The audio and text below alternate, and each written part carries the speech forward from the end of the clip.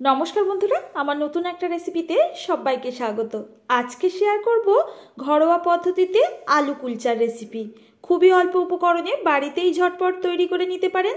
বারবার করে রেস্টুরেন্টে না গিয়ে ঘরেতে থাকা উপকরণ দিয়ে যদি এইভাবে তৈরি করা হয়, খেতে হবে অসাধারণ আর ভিন্ন স্বাদের খাবারেরও স্বাদ পেয়ে যাবেন ঘরেতেই। তো চলুন বন্ধুরা, আজকের রেসিপি শুরু করা যাক। প্রথমে আমাদের এর ডো তৈরি করতে হবে। নিয়ে নিচ্ছি 2 কাপ পরিমাণে ময়দা। এখানে আপনারা পরিমাণটা বাড়িয়ে কমিয়ে নিয়ে নেবেন।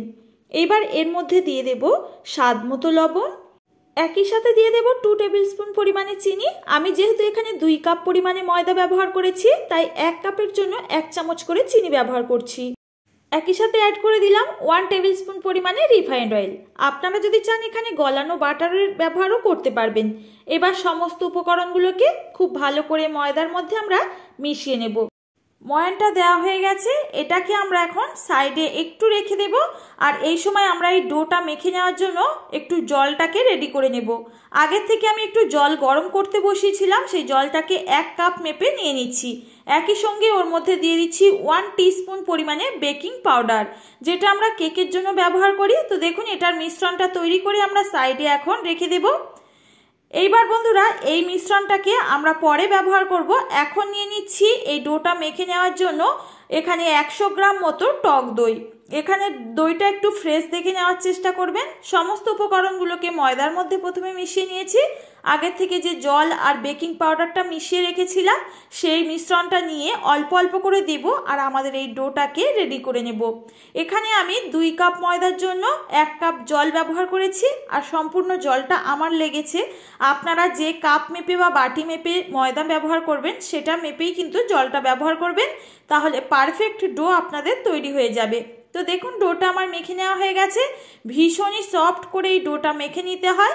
আর যেহেতু বেকিং পাউডার আর দই দেওয়া থাকে, এমনিতেই এই ডোটা আমাদের ভীষণই সফট হয়ে যায়।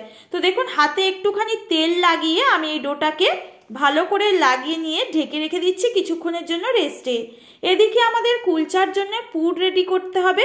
আমি এখানে 2টো বড় সাইজের আলুকে সেদ্ধ করে নেওয়ার পর ভালো করে ম্যাশ করে নিয়েছি। মানে একটা গ্রেটার দিয়ে গ্রেট করে নিলেই কিন্তু ভালোভাবে ম্যাশ হয়ে যায়। এখানে একটা মিডিয়াম সাইজের পেঁয়াজ কুচি আমি অ্যাড করে দিচ্ছি, আর ছোট্ট ছোট্ট করে পেঁয়াজটা কেটে নেবেন। দিয়ে দিচ্ছি স্বাদ মতো লঙ্কা কুচি। একই সাথে এখানে দিয়ে দেব কিছুটা পরিমাণে ধনেপাতা কুচি। অবশ্যই করে ধনেপাতার ব্যবহার করবেন।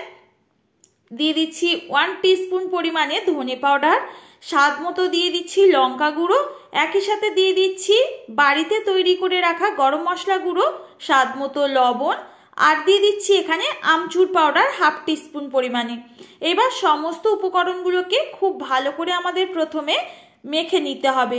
তো দেখুন, এখানে আলু কুলচার জন্য আলুর যে পুরটা বা স্টাফিংটা আমাদের পুরোপুরি রেডি। এটাকে এখন সাইডে রেখে দিচ্ছি। আগে থেকে যে ডোটাকে আমি তৈরি করেছিলাম, এটাকে হাত দিয়ে একটু মেখে নিয়ে এখান থেকে আমাদের লেচিগুলো তৈরি করতে হবে। আপনারা আপনাদের পরিমাণ মতো এখানে বাড়িয়ে কমিয়ে নিতে পারেন লেচিগুলো।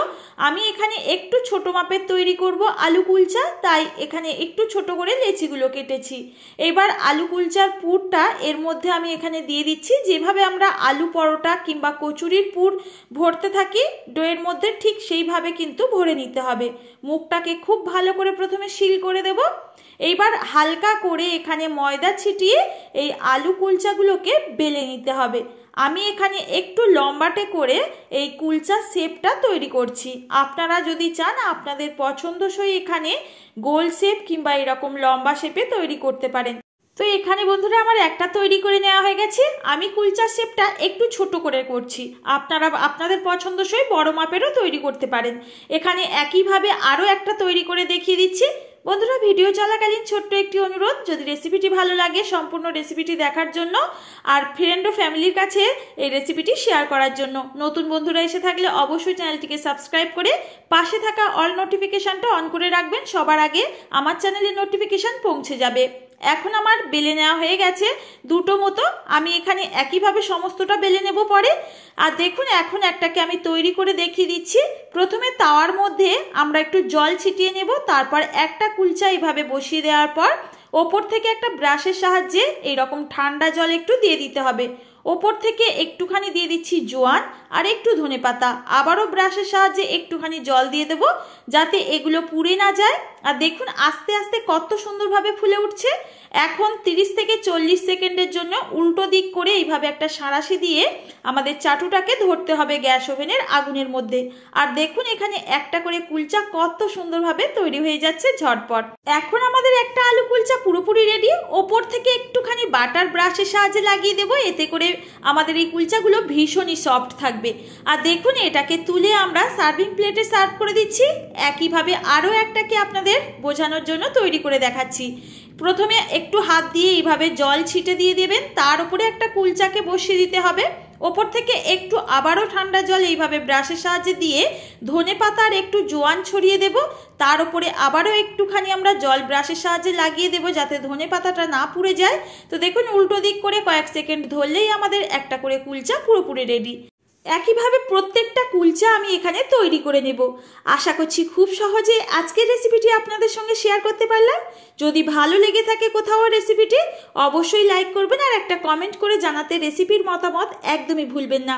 সকালের ব্রেকফাস্ট কিংবা রাতের ডিনারের জন্য ঝটপট তৈরি করে নিতে পারেন এই ঘরোয়া পদ্ধতিতে বানানো আলু কুলচা। আশা করছি আপনাদের কাছেও প্রত্যেকের ভালো লাগবে এই রেসিপিটি। আজ আসি বন্ধুরা, দেখা হবে আবারও এরকম কোনো রেসিপির সঙ্গে। ততক্ষণ সবাই ভালো থাকবেন, সুস্থ থাকবেন। ভিডিওটির সঙ্গে এতক্ষণ ধরে থাকার জন্য আপনাদের অসংখ্য ধন্যবাদ।